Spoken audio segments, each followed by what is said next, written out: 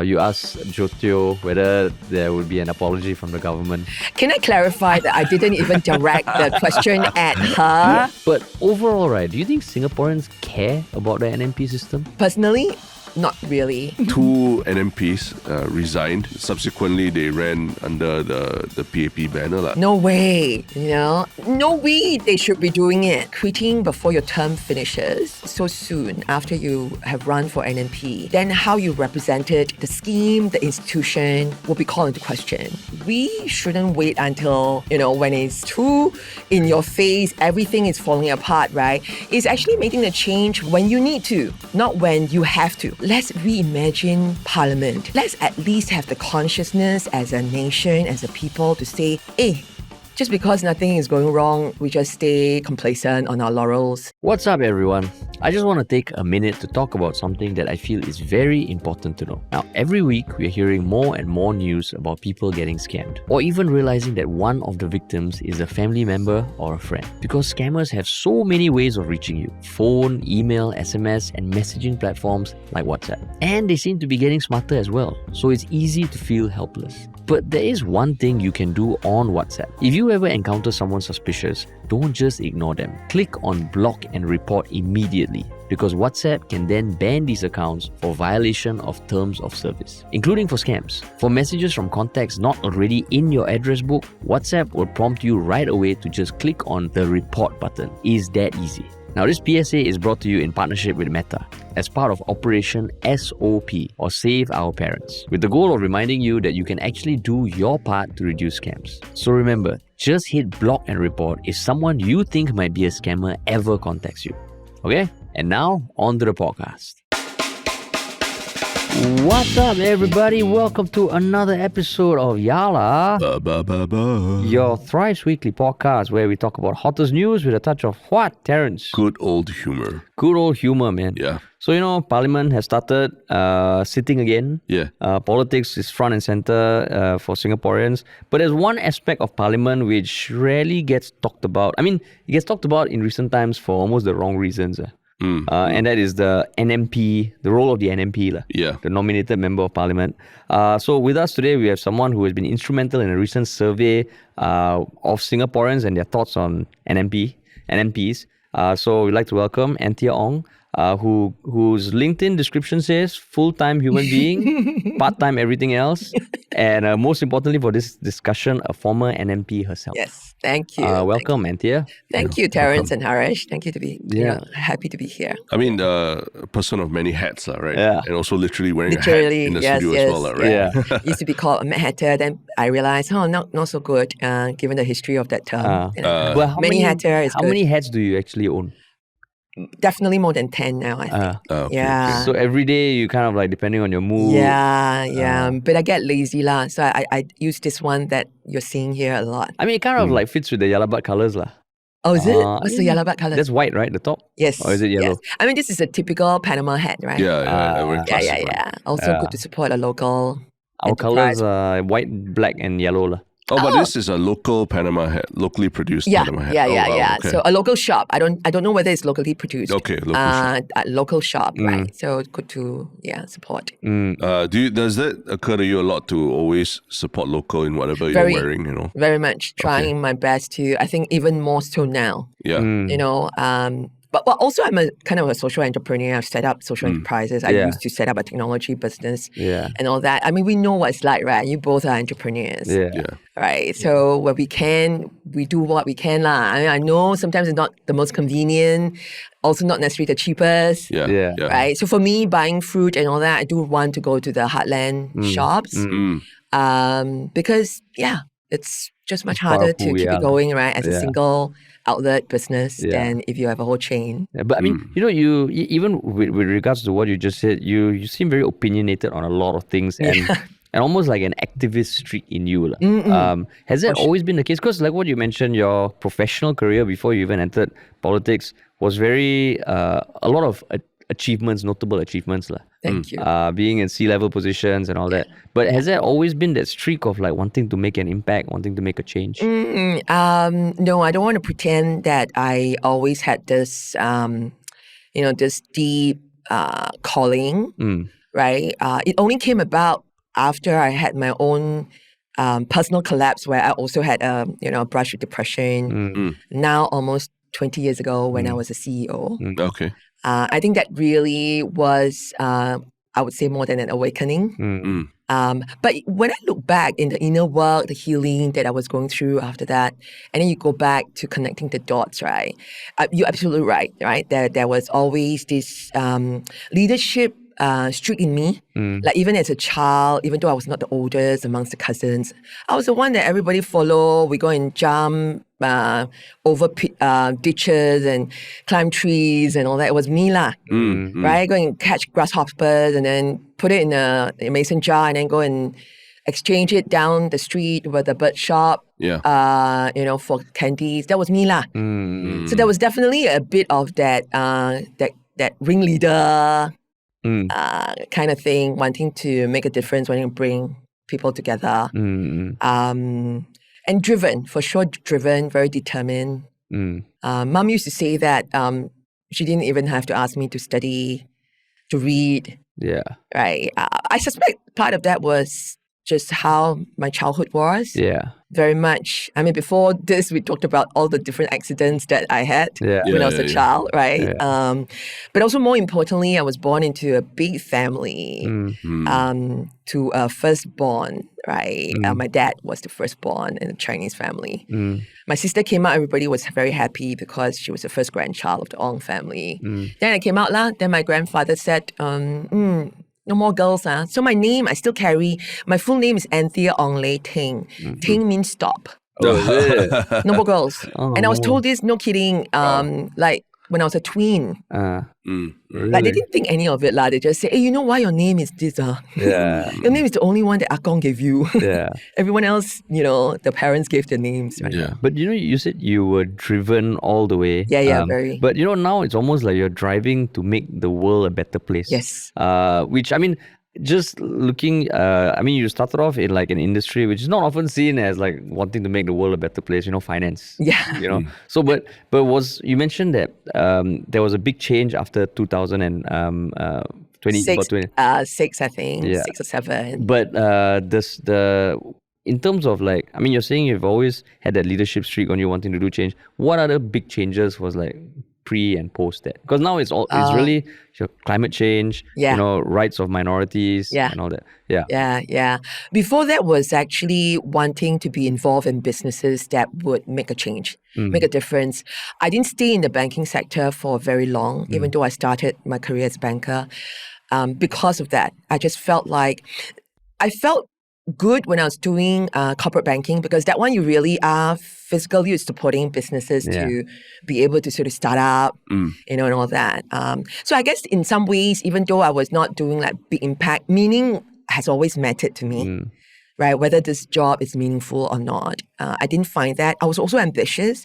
So in the bank, I just counted and I thought, wow, it's going to take me at that 25 levels from my level to being the CEO, right? So I thought, no. And then and very quickly realized I really liked the whole idea of bringing people together, learning from each other. So I got into the events, conference business, exhibitions business, the MICE sector, international one. So that was when I was made a managing director very young at 26, 27, right? But running an international team, right? And all of that. So there was always that, I think that wanting to bring people together, finding meaning even as a young person in leading a group of people, to something different, moving forward.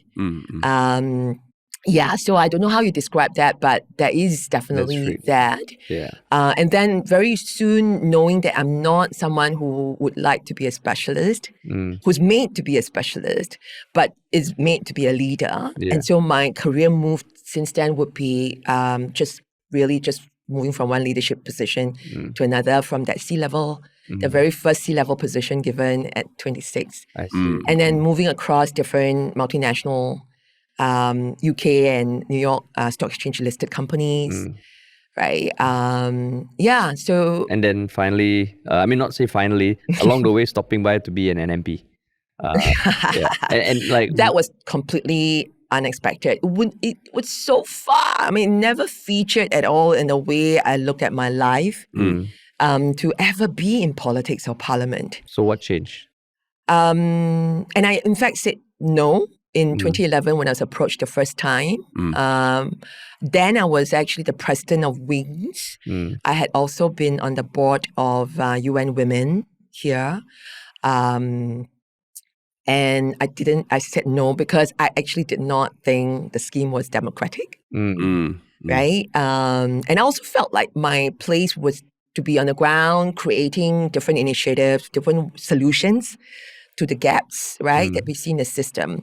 But 7 years later, in 2018, when I was asked again, I realized we need to change policies in order to enable the structural factors that needs to change the entire system. You can do the best work, and we still have so many people doing wonderful work on the ground. Yeah. But there are some areas where it's very structural. And in my case, it was mental health, right? At that time, as well as disability, because I had already set up the social enterprise, 𝘠𝘗𝘓 𝗏𝘓, working very closely with the deaf community. And you realize that policies really enable so many of the opportunities that are needed that actually as a single enterprise or a single community initiative, you can't make that change that's needed structurally. So mental health was things like you need mental health education to be made compulsory in schools. Because otherwise what you're doing is always trying to catch up. Yeah. People who are already in crisis, but what made them be in crisis in the first place? What make them not have the skills to regulate their emotions in the first place, right? Then you go into all these upstream areas where, I mean, a nobody like me, how can I change so many of the upstream factors, right? Yeah. It is policy, it is laws, it is more systemic level work. I mean, I think it was Desmond Tutu, don't quote me, who said that, we often just keep scooping the babies out of the river without stopping and going upstream to say, hey, how did the babies end up in the river in the first place? But like 2011, you mentioned that you first rejected the call to be NMP.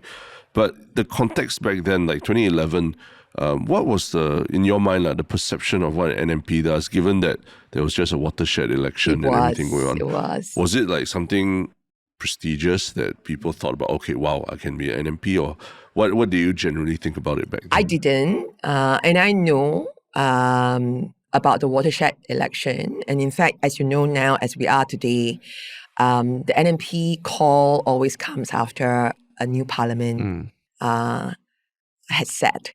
Right, because now the NMP scheme is no longer an act of parliament. It is actually enshrined into constitution. Yeah. And so it needs to be called within 6 months from when the new parliament seats.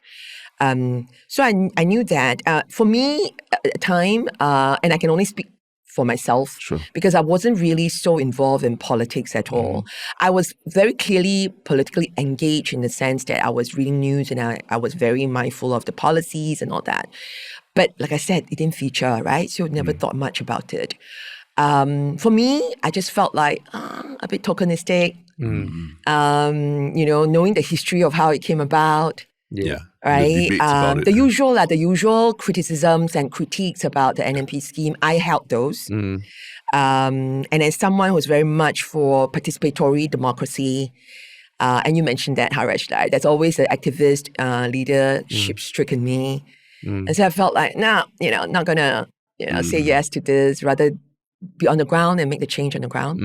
Yeah, so I don't know whether it was prestigious, but I do know by then the ones who had come before, they were all illustrious individuals. Yeah. Right? Some more well-known than others. And one, obviously, I have met respect for would be Dr. 𝘠𝘓 𝗏𝘓𝗧, whom I also know personally.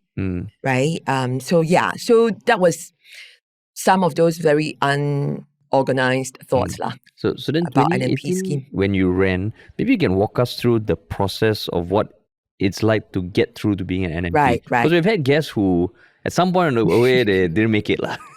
Yeah. Some previous No, guests. I know. Yeah, so And some of those episodes that I watched, and when they mentioned, I'm like, oh, even I was surprised, and also not surprised, I guess. But so I mean, when I heard those individuals, like I think it was Dr. 𝗕𝗏𝗂, I was like, oh, actually, what in the process stopped them from becoming an NMP? Because it feels like they check all the boxes. Yes. So from your perspective, like what is the process? I mean, from just someone on the outside, I know it can be up to 9 NMPs. Correct. It has to be voted on by a community, or you need to get signatures. Yes. Then you go sit in front of this panel that has MPs and also 1 or 2 opposition MPs. Yeah, because it's a special select committee of the parliament. So it follows the parliamentary composition. So maybe can walk us through Sure. Especially since I've gone through it. And so in 2018, when I was first approached, so I was nominated through what we call the functional sector route. So we have 6 functional sectors. I can't remember all of them, but my was the people and civic sector. So the coordinator for this sector is PA, People's Association. I was nominated by the National Volunteer and Philanthropy Center. And clearly I was doing quite a lot of work with them through 𝘢𝘲𝗓, A Good Space, Wings and all of that. And so the nomination would be, I heard from some of those folks that actually now it's online. My time not online lah. So you still have to fill out, a Word document about, there's a whole statement that you write about, you have to do a full, very, very thorough resume according to their framework. You have to show a lot of, membership, the things that you've done well that has contributed to the world and make a significant difference and all of that. You have to have a proposer, a seconder, and like you said, 8, I think, right? Accentors, which was quite strategic. I thought, okay, maybe show my experience. So I had business luminaries, people in civic sector luminaries, and also public sector folks I know, right? And then you go along, then you just don't know what happens after that. But obviously it goes from NVPC to PA. I think that year, it's never announced how many applications I received by the functional sector coordinators. But just sort of from the grapevine, I think my year probably there were 4 or 5 from the different agencies in the sector, right? But don't quote me lah, because we don't know, right? I mean, just grapevine. Then what needs to happen as a process has been announced is that then it goes to, all the applications go to the sitting MPs, right? For them to make comments and all that. And my time, there were 48 applications. The one after me was 63, but the last batch was only 30. That means for just a public call. Just a public call. And then it goes through that process of MPs going through that. Then how they shortlist to the last list of, also don't know whether it's 15 or 20. I guess it's also a function of how many applications there were. Right. Then, so I remember getting the call when I was in Malaysia, being part of a US embassy program for all the sort of social sector leaders. And then they say, oh, you will have to come back on a Friday. Interview. And it was a 1-week program, so I couldn't even join the last day of the program. I was negotiating, thinking, can negotiate, right? But cannot lah, because, I mean, it is obviously based on the special select committee coming together, which you're right, there were 9 of, wasn't 9, I can't remember. But yeah, my time was, the speaker is always part of it because he chairs the committee. Then obviously it was Chuan Jin. And then there were a few ministers, some MPs from the PP side.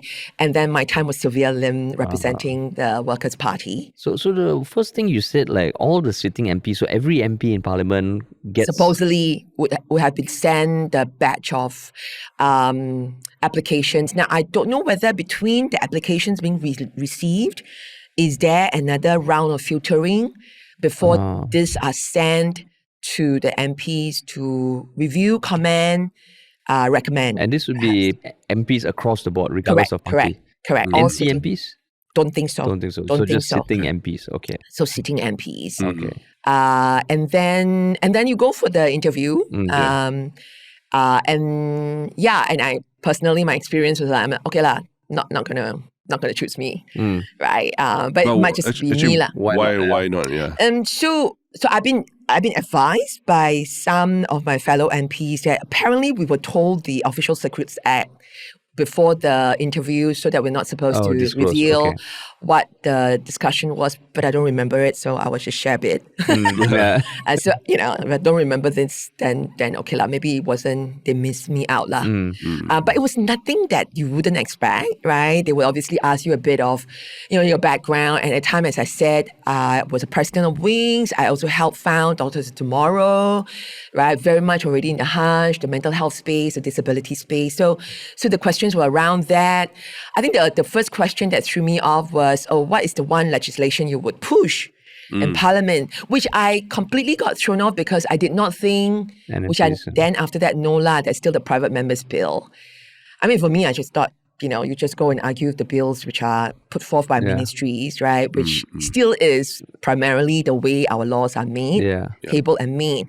So when he asked me that, I gave the answer of caregiving, which I must say, pat myself, actually very, very, very timeless, But at the time, I actually thought that was more prominent now lah. Than before because rapidly aging and, all that, right? Special needs and all, caregivers. And we actually really don't have a national caregiving strategy. I actually raised this in Parliament as well right now. It's all sidelined into the other master plan for aging, for disability, for mental health.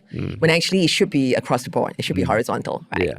So that was one thing but then, then they ask you a bit more challenging questions like, how would you organize yourself and stuff like that. Some of those lah. Anyway, so I came out thinking, I think And was it a long interview? Not really. If I remember correctly, probably only about half an hour to 40 minutes at most, right? But each of them did try to speak. And then it's very interesting. And then this one I won't share.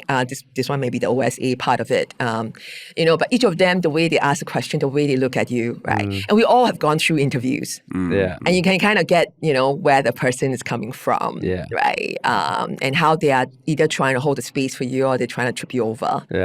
And so I had some of that. And got no tenure series to look up previous questions? No, not at all. It's very much the reason why I was inspired to do the book. Okay. Because you can't find anything except some academic papers, right, from political analysts, which is academic. So they're really analyzing it like, a political system.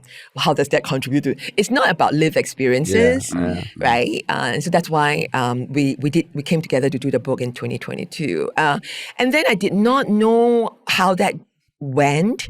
I imagined that was in July. And then I only got a call sometime in probably end August or early September of that year, 2018. And I remember that being a Monday, because every Monday I actually have a half-day digital detox. So I'm not online at all. Right? Then I came online, I'm like, wow, who is this calling me? No caller ID. And then finally got a WhatsApp. It was the Parliament trying to reach me to say you've been selected, and the press release will go out at like 3 or 4 p.m. By the time I came back was afternoon. So they tell you on the day itself? On the day. But, maybe not all of us got it on the day. I don't know, but I definitely got it on the day. And then they said, like, look, the media is going to ask you. We're giving them your contact details. And these are some of the likely questions they will ask you. Right, and I'm so thankful, for my corporate experience. Because having been in C-level, and you both may know this, right, that we are actually all media trained, especially the bigger companies. We have been media trained to kind of know how to put together some key messaging and how to bridge back and all that, right?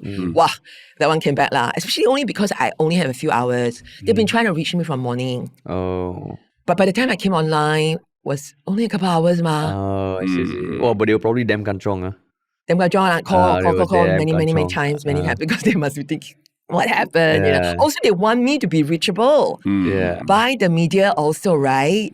Because they would want to put up some stories and all that. Very surprising. Then how soon after do you actually start sitting in Parliament? So we then have an appointment ceremony, and my parents will constantly remind me the date because they were so proud, obviously. Because the appointment ceremony in Istana, your family is invited. So I obviously had my mom and dad come with me. That was 26th September 2018. And then the first sitting was the 3rd of October. I think 2nd or 3rd of October. I remember that also because that was my birthday. Oh, is it? And it was a big birthday. It was my 50th. Oh. I know. So those are dates. I mean, okay, I don't have a bad memory, but it's not as if I'm like some weirdo remembering all these dates because, But were you told? They are big milestones, but it's not like I remember it because I'm like hanging on to it. Did you have any idea beforehand what the timeline of notification or your first sitting would be if you were successful? No. Or no? There's no details. Not shared with you at all.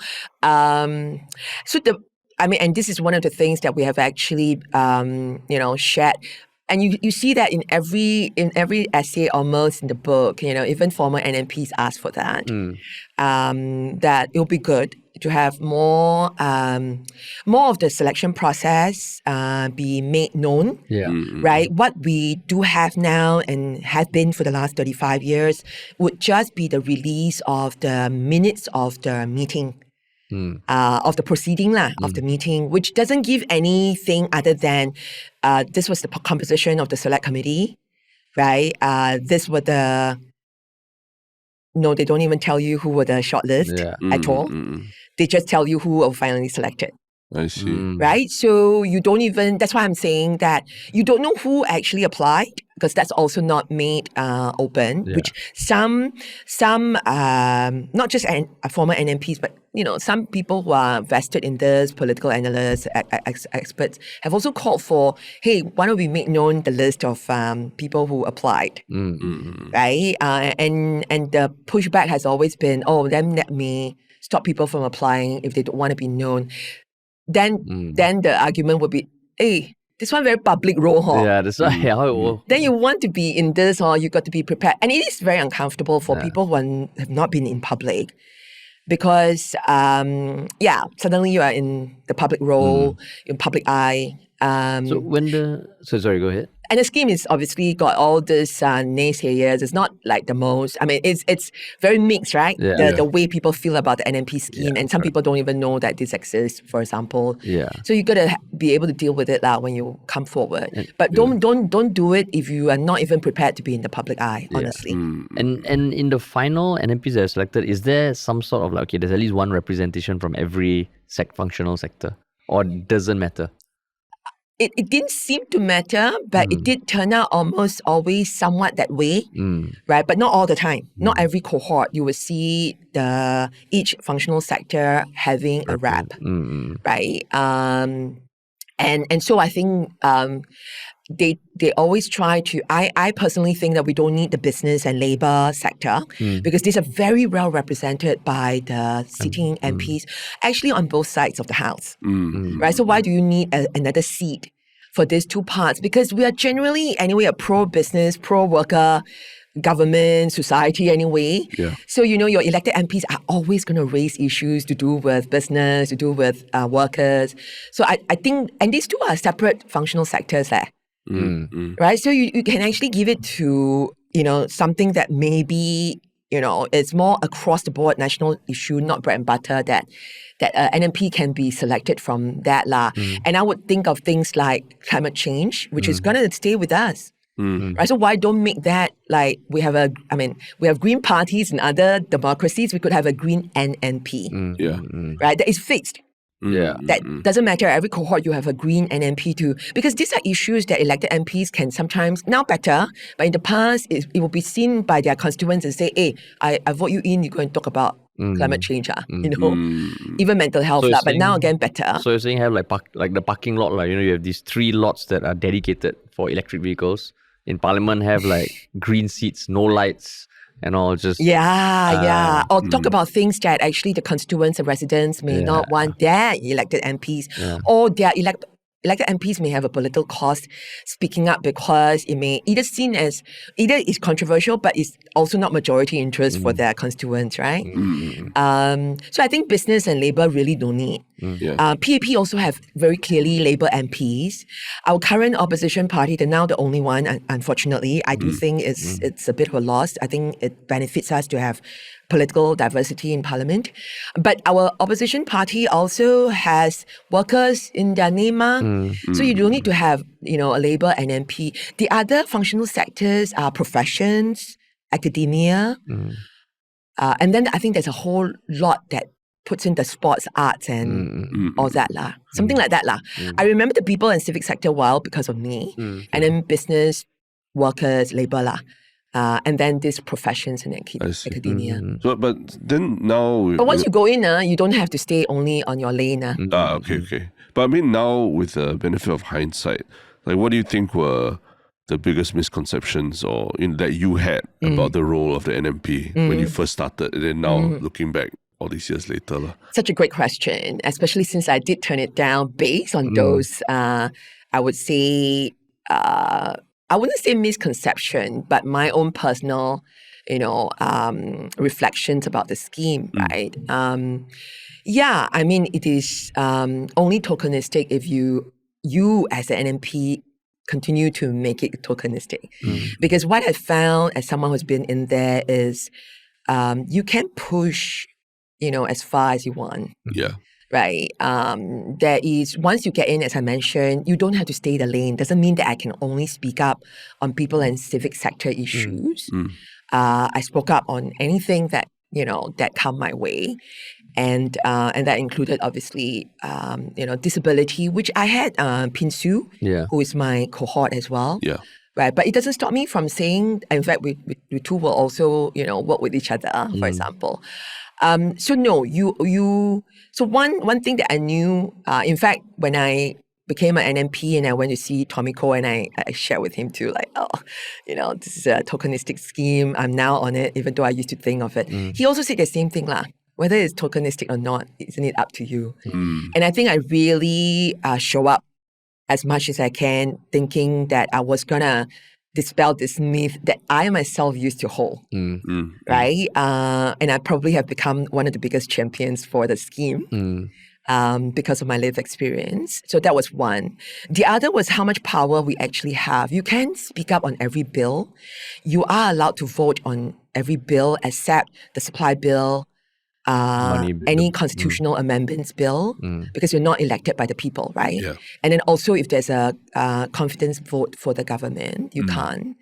But essentially everything else, you have a vote. So that's quite a powerful position to be in.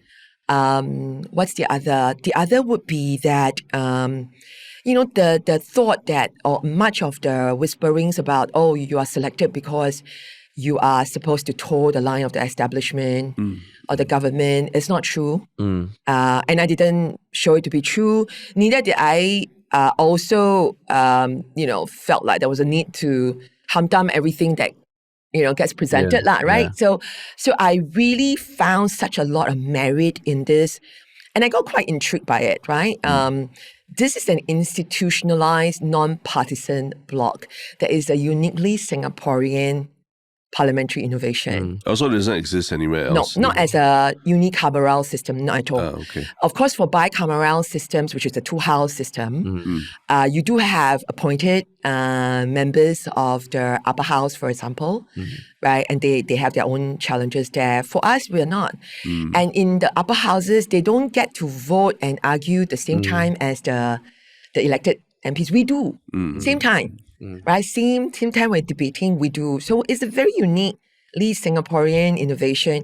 And as I see more of the mature democracies across the world, right, very much a two-party system, the gridlock, the partisan ills that polarizes, that become ideological. And if you are independent, no chance of getting in, and you get co-opted, as we know. And one of them became the health secretary, right? For example, I just think there's something maybe preciously Singaporean that we could consider strengthening and not letting it be. So, so then why do you think, looking back, you had those misconceptions? Was it because you didn't do the due diligence to find out more? Exactly. Or you think even the comms about the NMP scheme? Totally. I think all of the above, right?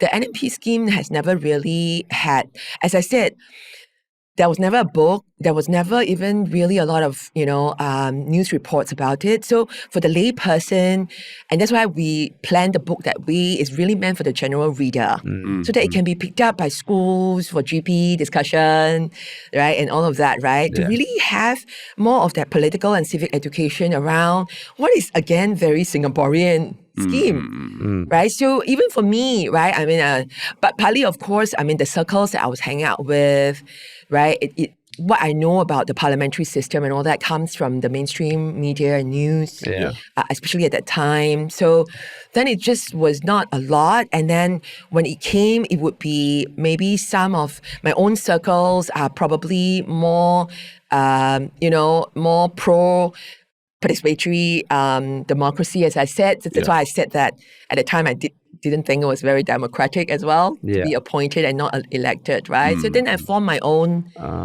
misguided notion around it, right? And the book you're mentioning is the nominated member of parliament scheme. Are unelected voices still necessary in parliament? That's book, correct. Right? That's still the only book in on the 2022. NMPs. Yes. And it was launched in parliament itself on the eve of the 32nd anniversary of the NMP scheme.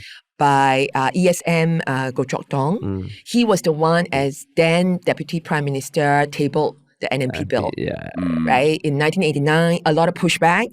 That Hansard, and I know most people say it's very weird that I thought reading Hansard was riveting. It was the most riveting Hansard. Oh, really? So if there's one Hansard to recommend, that would be it. Really?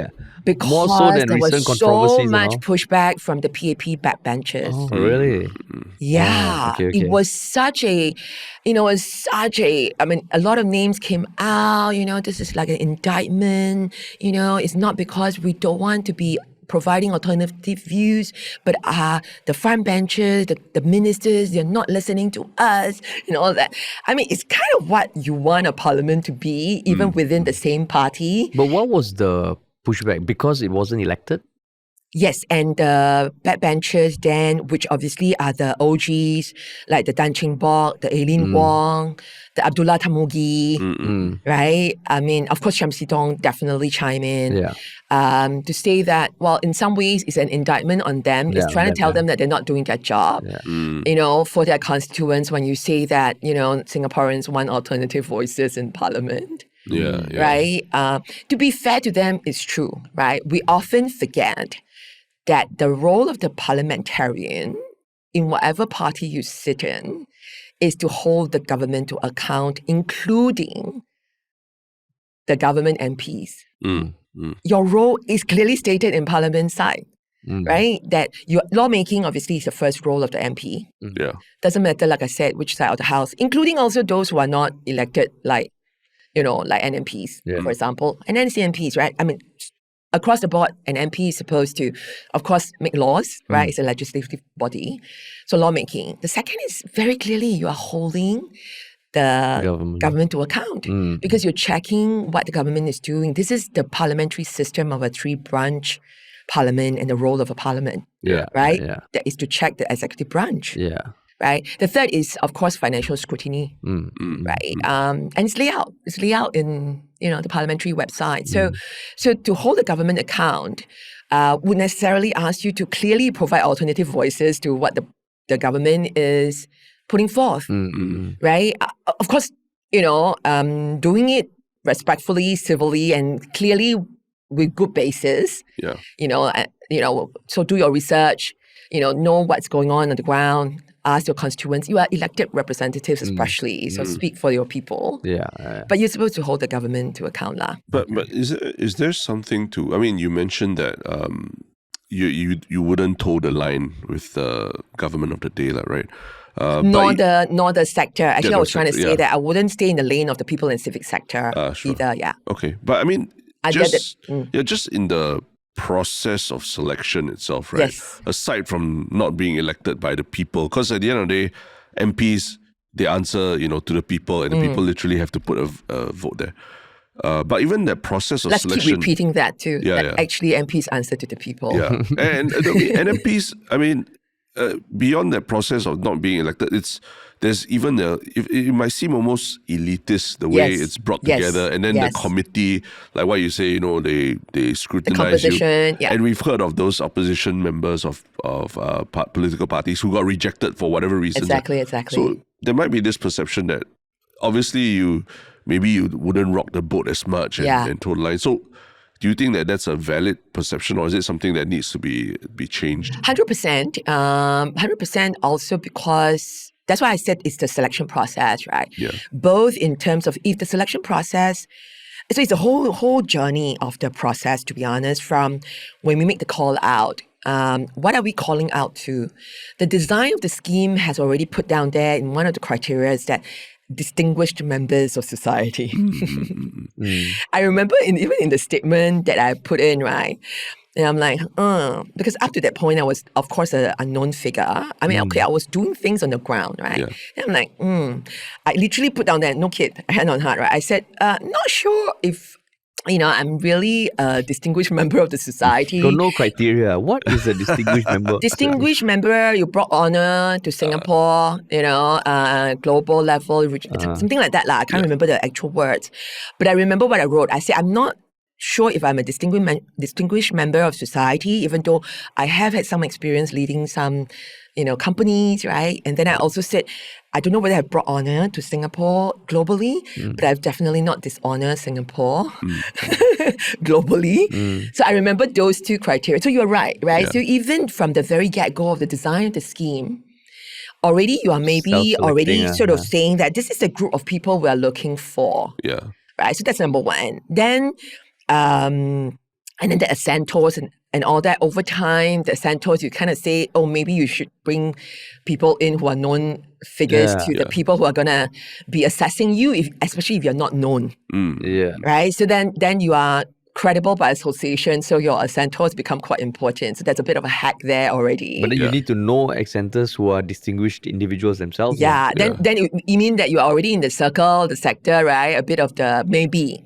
So I'm sort of going along the line. So like from the very get-go, we also need to think about the design of it. 35 years later, do we still want to have that criteria there? Because what is to say that we shouldn't have a migrant worker or someone who's a caregiver, right? Who can actually represent what may not be represented by the MPs, because the MPs are also, even though elected by citizens, they are also coming from the same, sort of elite segment, a certain socio-economic segment of society, right? Then I think, you go into this, right? If it goes into all the elected MPs, I'm assuming they will review and make some sort of recommendation. Even the first level, they will go with, hey, don't know who this person is, and look at what you have done, and then who the assenters. Then already that also has a little bit of that, that filtering of, okay, people I know, and all that, right? And then I think the composition also is challenging. I understand why, because when it first started, it was an act of parliament. So the committee to select is a parliamentary committee, but we have since made it a constitutional provision. So it doesn't have to be a parliamentary committee selecting the NMPs anymore, right? Okay. It can actually, which is one of the suggestions that have been made, two suggestions to what we think could be changes made to the current NMP scheme. One is very low-hanging fruit. Please have a cooling off period for any NMPs who wish to participate in party politics. No problem. It's provided for, right? But not when you are still in term. And not so soon after, because then clearly, even if it's immediately after, they're going to say, oh, we all know that both parties are not just, one party. To be selected, to be fielded is a long process of tea, kopi, whatever sessions, right? It's never just one day you say, hey, you want to join me or not? Let me show you. Next day you are selected. So we think a cooling off period would be very helpful. It is not because of what has happened, as we all know, right, earlier part of this year. It's actually to support the incoming NMPs. Going forward, all of them will be seen as partisan lens. Anytime they speak up, they're going to say, oh, have you been spoken to? Yeah. You got kopi or teh, sessions, right? So that was one strategies, one of the different strategies that a lot of people, including myself, have actually put forth. The other is actually change the committee that's going to evaluate the final round, right? To make it into non-partisan completely. Because right now, as a parliamentary committee, it has to follow the parliamentary composition. So not wrong, very, very kosher, right? Because it used to be, like I said, because of history of it, used to be an act of parliament. Right? But now it can be even in the, for example, the elected presidency office, choosing it, for example, because that's a non-partisan office. To choose the final 9 then that might, I think, help to entrench the independence and non-partisanship element of the scheme. And the study that Harish mentioned, actually Singaporeans, this is a representative study of Singaporeans, right? And they actually gave such an independent, such a premium to independence. In other words, they have no qualms about NMPs joining or running for elections. Certainly supportive of cooling off period. That one obviously was one of the options that we put in. But they would rather the NMPs who want to run for elections after they finish their NMP terms be running as independent candidates. There was a premium, 10 to 14 points of, that means more Singaporeans wanted that. But just going back to, this whole incident, right? Yeah. Basically, for those listening who need a jog of the memory, 2 NMPs resigned. Not long before February 14th. Right? Not long before the election was called. It resigned, and subsequently they ran under the PAP banner, Dr. Harun and Joshua Thomas. Joshua Thomas. One of them later actually ran and got into and became a political office holder. He's now senior parliamentary secretary, right? Right. And the other, initially it was said to be running, but then subsequently he dropped out of running. But when you first heard about this happening, what was your most immediate reaction? No way. No way. So that means when they resign, for you it was no way they are going to run. No way they should be doing it, right? That no way, because everyone was speculating already, that they were going to join a political party. Otherwise, why would they both quit at the same time? At the time, we didn't know. Of course, the announcement was for personal reasons, and all that. And then in my heart was like, no way, it cannot be true that they're going to run, because all the, all the pundits, all the speculation was that they will join, a political party and run as a political candidate, right, or a party candidate. So one of it obviously came from very much a very personal response, right? I've just shared with you how I feel, there is still value in this non-partisan, system that we have in the Singapore Parliament. So I'm thinking by doing this, you didn't finish your term. It was midterm, and if it's midterm, we all know the process of being selected to be fielded. But at the time, it was all I cannot say, because we don't know that we will be running yet, right, as a political party candidate. But there were already whispers, and there were already sort of questions asked by the media. How do you feel if they actually run for elections? And my take was, I hope not. Right? Maybe the next round. I hope not, because quitting before your term finishes, and if it's coming out so soon after you have run for NMP, then how you represented the scheme, the institution will be called into question. And that is not just the two of you being called into question, is the institution, is also everyone else before who have actually shown up, for this institution, and then everyone else coming after, right? So that was my initial thoughts. You're quite optimistic that they won't, because you felt hoping. I think when we did the episode, I think both of us were resigning to the fact, or at least I was, that they were going to run. Yeah. I felt that lah. Yeah. I was still hoping that there could be personal reasons. Yeah. But then I also know, I'm not silly. The two of them doing one person, I would say, could be personal reasons. Yeah. Right? Two, because so that was me still trying to sort of benefit of doubt. Yeah. And saying, please don't wreck the system. Don't drag the system through the mud, right? Yeah. And then I was also saying that if it actually does happen, why have the NMP scheme been seen as a talent, pipeline, right? Yeah. Please don't make it that, right? Because, surely then we should ask, why are you political parties not getting your own candidates? Why must you come to this non-partisan scheme to get?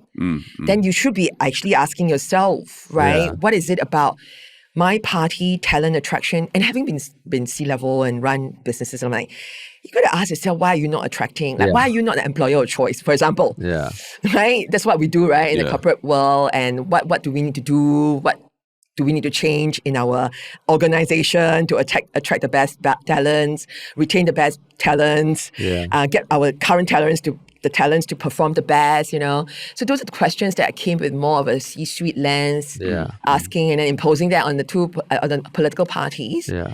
And then the other that came to me was, and I was very open about it, so I'll share it. I'm like, because of the race and religious makeup of the two candidates, right? So immediately I said, hey, don't let this be a GRC thing, So not only run, but also just go into a GRC. Yeah, right? Then I'm like, okay. And in the Rise Media article that I wrote, I asked the question, right?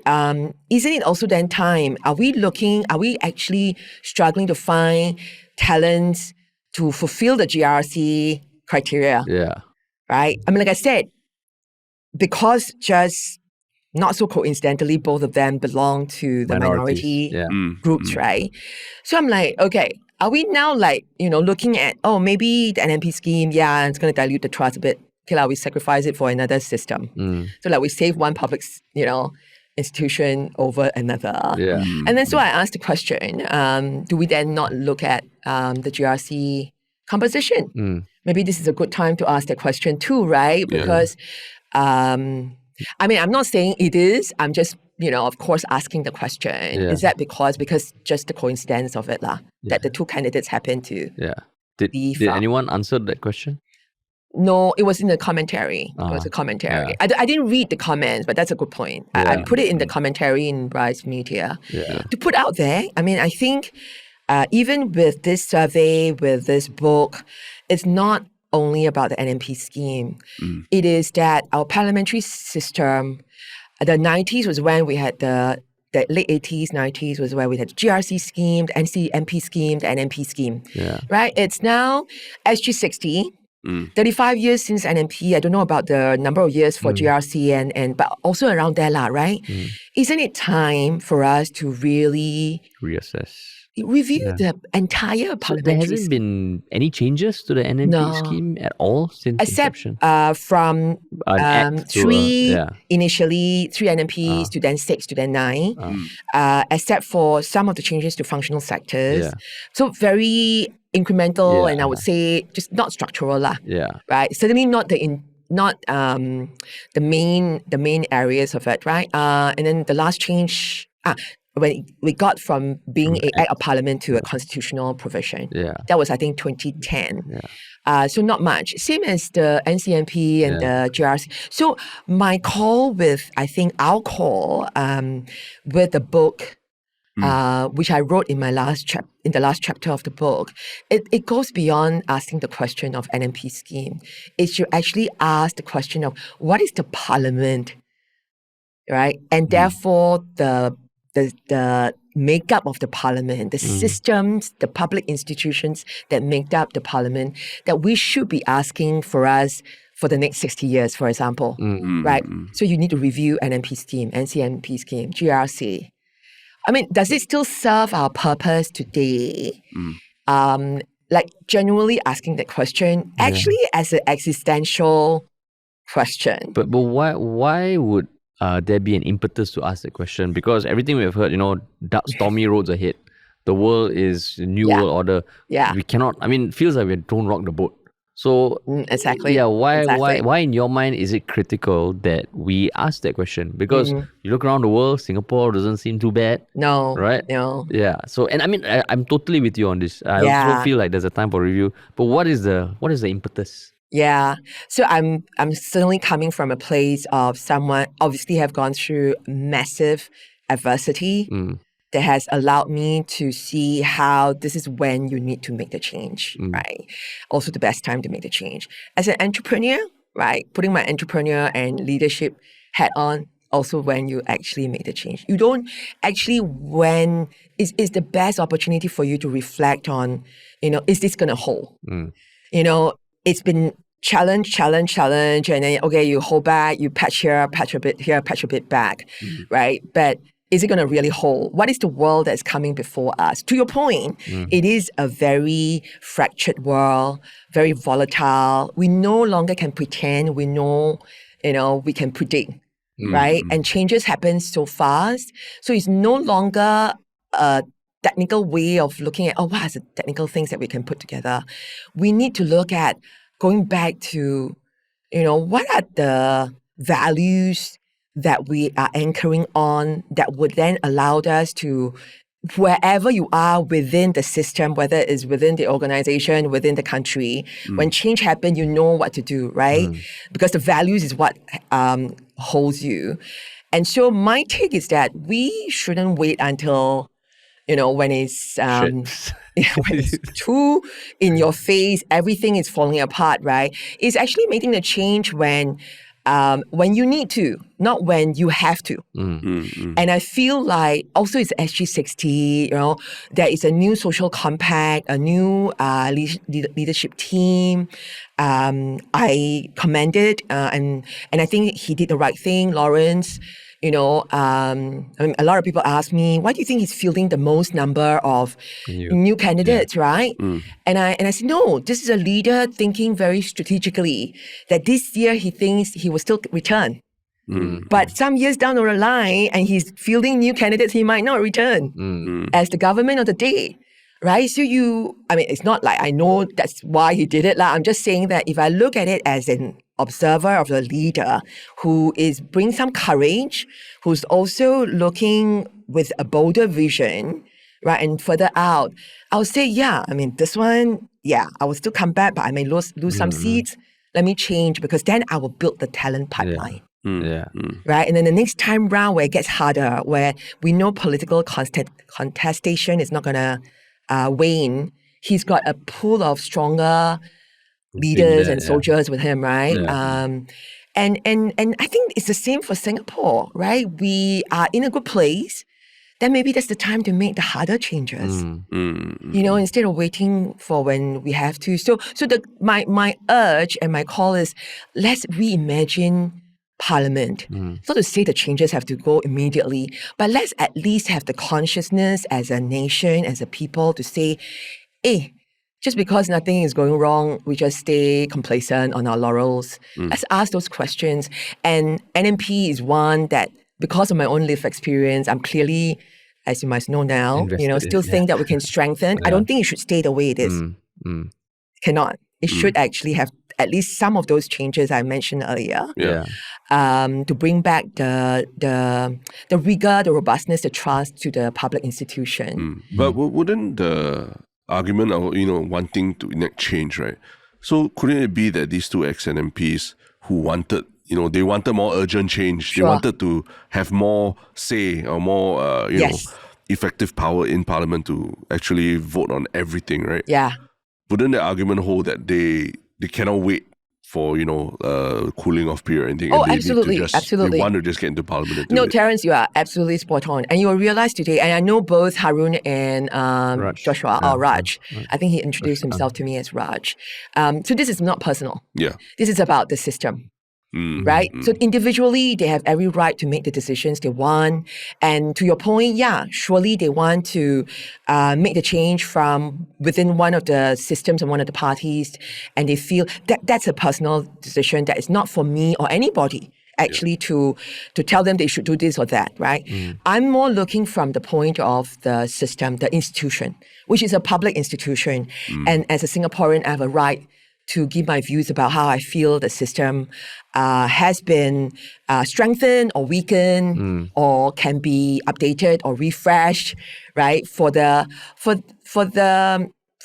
good of the people of Singapore. And I am I'm a proud Singaporean, right? I want Singapore to have this sustained, thriving, not just in economic terms, but I want us to thrive in a sustained manner. And having been in Parliament and been in that, I just think that conversation is important.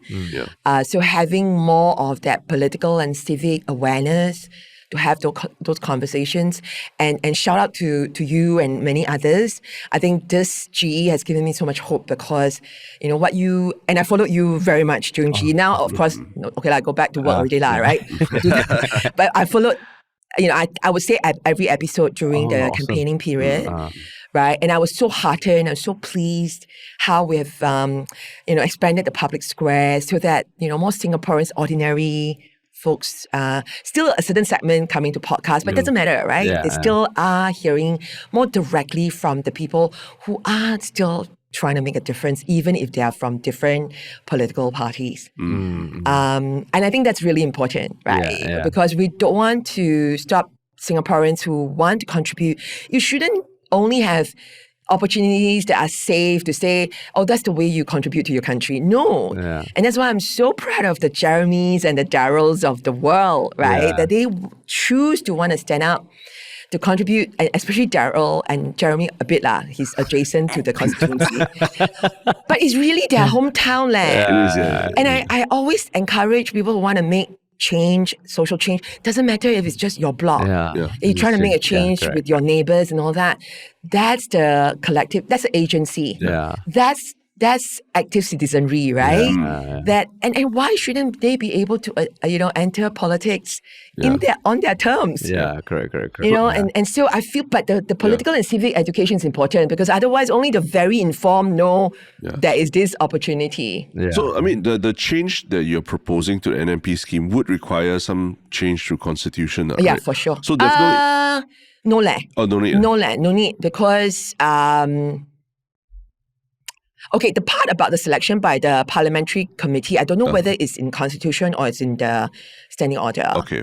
Right, but the process, no. The process is a parliamentary standing order, S.O.P lah. Okay. So I was going to ask, then what realistically needs to happen for something, a change like that to happen? Like you need more voices speaking about it? You need someone in Parliament to table something, or what is it? That's such a good question. You see, this one, just go and change. And of course, we, a few former NMPs, we also came together to put a letter to the Prime Minister. And this was back in end of May after GE, because we knew that once there were new Parliament seats, the NMP call will come about. Again, sharing... we didn't say what needs to be done. We just say we are requesting for a review of the scheme. We give suggestions that anyway were already out in the open with all the news reports, right? The cooling off period, the independent, non-partisan committee and all that. So we left it as that. But we were very mindful that this shouldn't just be a few former NMPs saying what should be done. And then when the vaccination happened, the media reports obviously asked political observers and all. Still the informed lah, right? Why don't we hear from the people?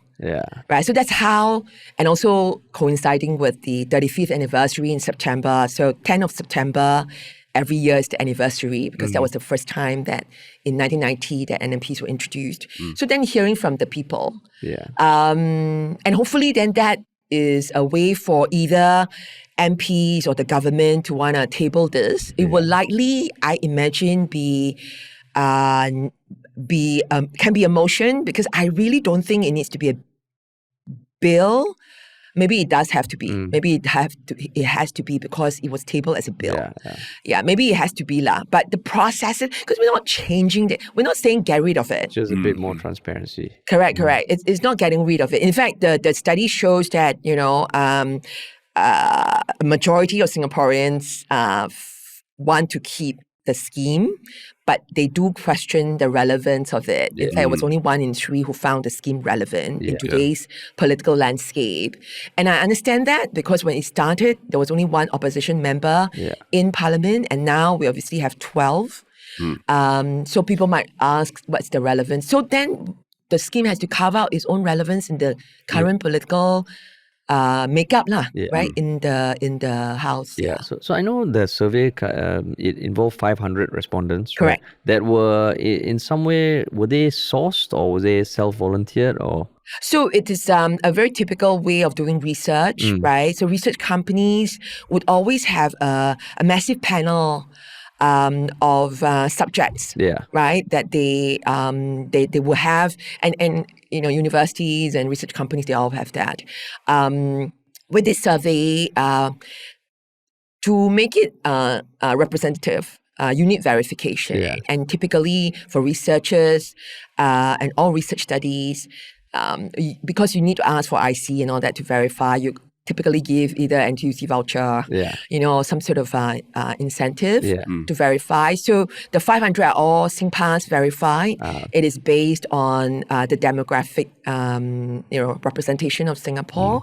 It's 500 because that was all we could afford, because it's actually paid by the royalties of the book. And then another NMP also came to support, and then the former NMP also came to support. But it is ordinary Singaporeans who are part of all these research panels that are existing everywhere, right? That always come forward for researchers. And they are made up of not just representative, not just in terms of gender or age, but also education, income, flats they live in and all that, right? So, but the reason I asked the question, because I'm aware that that's typically the best possible case to do surveys and get respondents. But as you know, we have seen doing a podcast for a few years, anytime there's online chatter, it is a self-selecting group of people who come forward to do the chat. For sure. So if I would ask you, you've done the survey, which I think is a very healthy representation, but overall, right, do you think Singaporeans care about the NMP system? I personally, not really. Not really. I think, and that's not just NMP, I think that's also a function of, the level of political and, civic awareness. And engagement that we have.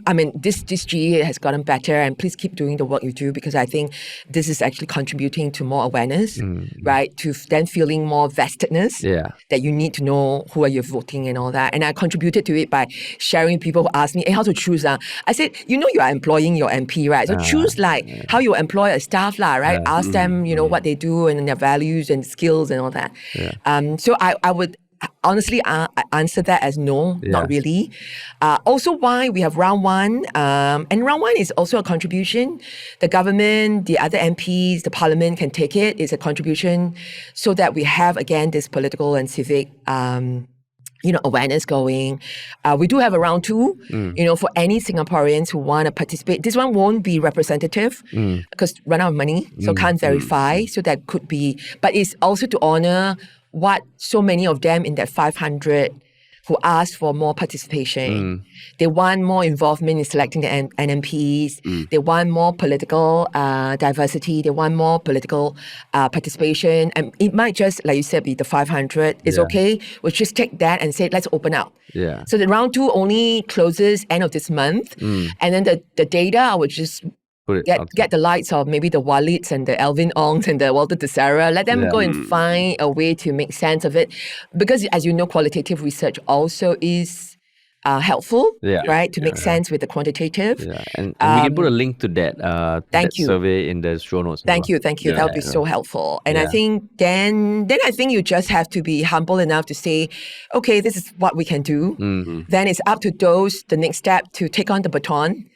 Those who can push deeper within, those who may want to table a motion, I don't know, right? But it's not for we all have to run a certain part of the relay, right? So I think this is the part we can do as former NMPs to do. and with, folks who are also very vested in this, like the research company actually sponsored this. The only thing we paid for was the verification. So they did all the field work. They host, and it's still hosting. They did the analysis, interpretation. So it's wonderful that at every step of the way, it's been a community-led effort, right? And then we just see what's next. Because the call is out. We're midway in... So it'll be a 1 month call typically, is it? Typically. So the call has been out. I think the applications have to come in on the 6th of November. And so typically they will want to get them ready so that they can join. Likely this batch would join the budget. Oh, next year. Because there's a whole process and then they got to be appointed and all that. So I would imagine they would join budget, which is what happened to the batch after me. So quite a number of them came to me. And I'm hopeful. Usually after election, the number of applications go up. Midterm, which is mine. I was midterm. It's not so high lah. I think it's the buzz lah. Also, you feel like there's new MPs in Parliament. It's time for change lah. I think so. I think there's an opportunity for us, right? And I hope that at some level, some of us.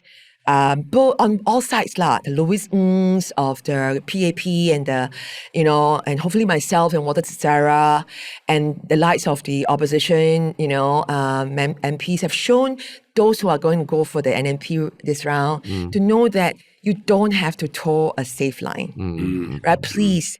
And also, if you immediately after this want to go and join a political party, can you go and join them directly now because you have to walk the ground?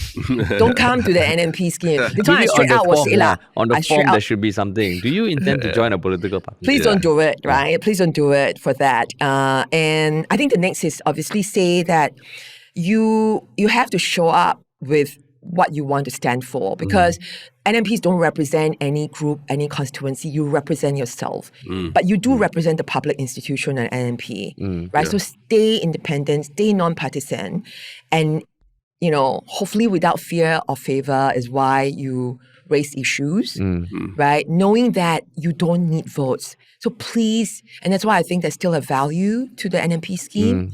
When I was in term, even the opposition members did not bring up a single issue or question for migrant workers because it's politically not very advantageous. And in fact, that topic got me hate comments from before COVID. Now we're much better as a society. I got hate comments for that. I got hate comments for raising LGBTQ issues. Right? So you even asked Parliament to take 3 breaths, right? Before I did. That was a maiden speech. The one I didn't get hate mails. The one I got actually dumping of the unrest. But I was a ball of nerves. But that was your birthday also, right? Around your birthday. Yes, but also because I was so keen, and my first speech was actually so serendipitously, the first maiden speech for me was the Employment Amendment Bill. So I spoke about workplace mental health. And of course I got pushed back because the bill is not about that. No lah. I mean, I'm maiden, but I also know you can speak out on anything that's like, tangentially you're not off. You're still within the reign of the bill. And POFMA. Right. I think my that was such a big POFMA, AHTC motion, speaking up on youth activism. One of the most viral clips was when you asked Jyotio whether there would be an apology from the government. Can I clarify that I didn't even direct the question at her? And look, I mean, she and I used to chat a lot in the members' room, right? I mean, she's and we meet often on the beach because she does a walk and I do my run at East Coast Beach.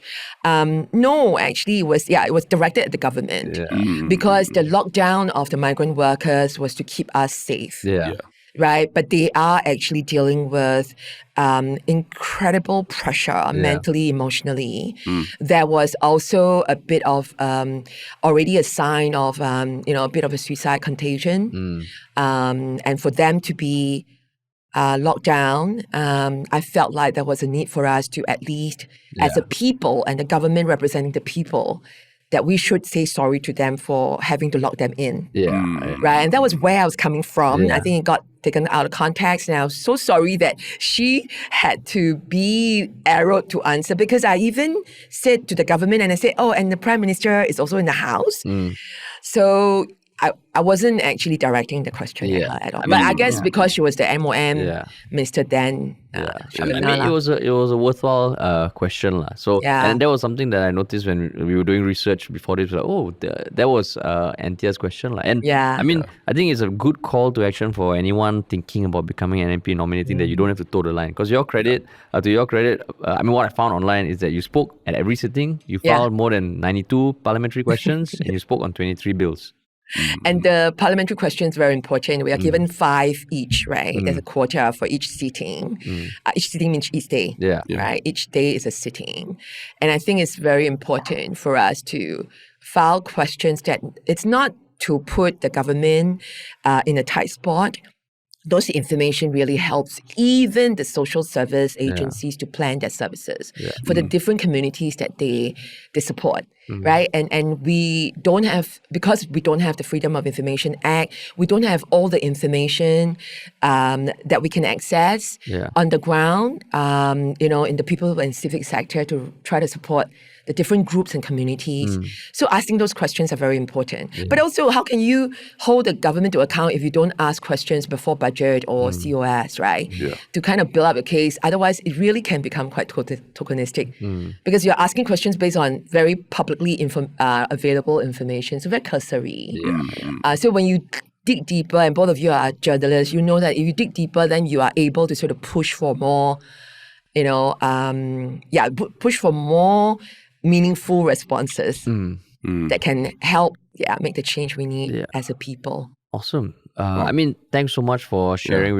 Thank you. We'll put a link in the show notes to the book, to the survey round 2. Any other links you want in the show notes? No, not really. These 2 are important because the book, obviously, even though we target it to the general reader, nowhere would it get to a bestseller list. So it'll be helpful. And who knows, right? With the royalties like it has for the last 3 years, we could come together and use the royalties to do another project, right? That is going to help. So research, consultation. That would be helpful. And the round 2 will be interesting for then the experts to go decipher some of the qualitative comments that could help us to contribute to what are the changes that we are looking at, not just for NMP scheme, but for Parliament as a whole. Okay, awesome. Thank you. We just have one. Thank you for having me. I appreciate this. No problem. We have one more question for you. The One Shiok Thing. Oh yes.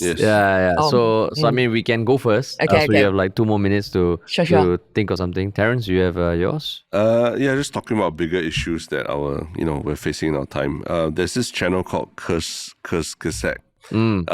It's a channel on YouTube where they use animation to explain a lot of concepts in science, right? And to make it very palatable for general audience to understand very difficult concepts in science, right? Science and technology and health and all. They recently put a video called "AI slop is destroying the internet."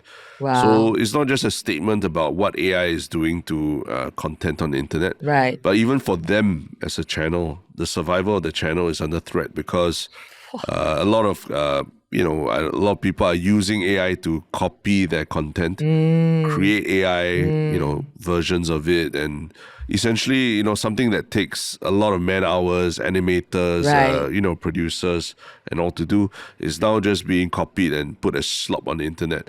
But the worst part of it is that stuff that they put out as well, they actually actively go and fact check it, and if they make a mistake, they come out and say it. But when the AI bots copy all that stuff, they don't fact check any of that data. So what they're seeing is that, some of the stuff that they've put up before that they have had to issue corrections for, AI is just taking that wrong information and just reproducing on the internet. So one day we will see that most of the combined knowledge of the world hasn't been fact checked, and it just all the wrong stuff continues to be amplified. And it reinforces each other, right? So then you're going to start creating, Because the day of you check Wikipedia, then you're like, okay, generally this should be accurate because the internet says so. But now you check Wikipedia, the internet might say something that is completely wrong because it's just building on something that was wrong before, right? And no one's fact-checking AI. So they are making an argument that AI slop is destroying the internet, it's destroying businesses like theirs, and we need to think about Because how their we content is very susceptible to people just using AI. Because it's animation. It's animation, so it's easy to steal. Oh my god! And there's an awesome channel. Right. No, I'll definitely go check it out. Yeah. My One Shiok Thing is something. I mean, not as intellectual, but very entertaining. Is the trailer for Physical Asia. You know Physical 100 on Netflix? No. It was basically this reality TV show where they get like 100 different people of like ex-athletes, ex-Olympians to compete in all these physical challenges. It was damn fun to watch. Yeah. Out of Korea, very high production value. So now they have Physical Asia, which is like people from every country. I don't know how, all the countries in Asia, it hasn't been launched yet, but I thought, hey, this concept is damn cool. And I'm curious, who is the Singapore representative? Is there a Singapore team? I don't know. Pick from the High Rocks winners. Maybe. Yeah. So, I mean, it's interesting. Like, if you watch the show, like, it's really well produced. And at first, I was like, I don't know whether I'll watch the show, but it's captivating. Because these people are all insanely fit and they have achieved a lot in their life. Like, some are ex-MMA fighters. Right. And, like, literally Olympic champions. So, for this, I don't know, it's quite interesting. Have you seen the trailer? I know the concept, but I think, Singapore is not in it. It's Australia, Indonesia, Japan, South Korea, Mongolia, Philippines, Thailand, Turkey. God, I'm not going to watch that. No, watch. We must also become more ASEAN and more Asian. I guess if there was a Singaporean, we would have heard about it already. We would, because that would be big news. But yeah, still a nice trailer. Yeah. Sure. No, I'll go check it out as well because I'm also, keen on sports and stuff. Okay, mine. Not online, and also quite. We talked about this briefly just now, actually, before we started the show. So I finished 2 books just in the last 2 weeks. One was The Anxious Generation, and the other was a award-winning book called 𝗦𝘓 𝗦𝗏 by a really prolific Chinese writer, translated. And it all sort of so relevant with the times. But I'll go to Anxious Generation. It was so validating because it's written by a social psychologist and a moral philosopher, Jonathan Haidt. And that, basically 2 things I got out of that very thick book. First one was that, that our children from 2015 onwards, their brains have been rewired from what we used to have from a play-based childhood to a phone-based childhood. Yeah. And that explains almost, not causative, but such a high correlation to the epidemic of mental illnesses amongst the young. So very seminal study. The other was, and I share this with both of you being parents, that we are overprotecting our children in the physical world and underprotecting them in the virtual world. And I think this study really shows that we really got to flip this around as parents. Let them go play and, scrap their legs and all that. We're talking about the accidents that children, your child had that. Yeah. So that, I know it's a bit morbid to call it a Shiok thing, but it's a Shiok thing for me only because this study is so seminal that validates a lot of what we in the mental health, especially in the mental health advocacy sector, have been trying to do, is to say that we need to push for some policies, to change and protect our children. And this study it's actually creating a lot of attentions around the world and policy changes. So Australia has already banned social media for under 16, and New York just, filed a class action suit against the companies. Okay. So that's, I know, not very hopeful. I don't know. I think it was a previous One Shiok Thing for you. I think was it? We had Minister of Health Ong Ye Kung. He was here. That was my One Shiok Thing then. And I think he revealed that. You just shat on your One Shiok Thing. No, he literally had a Zoom call with Jonathan he did. He spoke with Jonathan Haidt. So governments around the world are really doing something. I mean, I have had all the snippets, but I finally got down to reading the entire book, right, in the last 2 weeks. Then I probably should have done a book review for the other. The other is just as interesting, especially in our current, we just had a whole debate in Parliament about race and religion. And this book is talking about how China listed the 5 great religions, right, which is part of their party narrative as well, the Communist Party narrative. And then it's about, is religion over party or party over religion? And it was just beautifully written. So that Then I'll leave that lah. So you maybe can share both books. So Heart Sutra is by the author? 𝘤𝘰𝘂𝗍. Yeah, okay. 𝘤𝘰𝘂𝗍. Award-winning, really just, incredible. Even with the translation, it was just really quite profound, actually. Some of the, but very on point in today's context.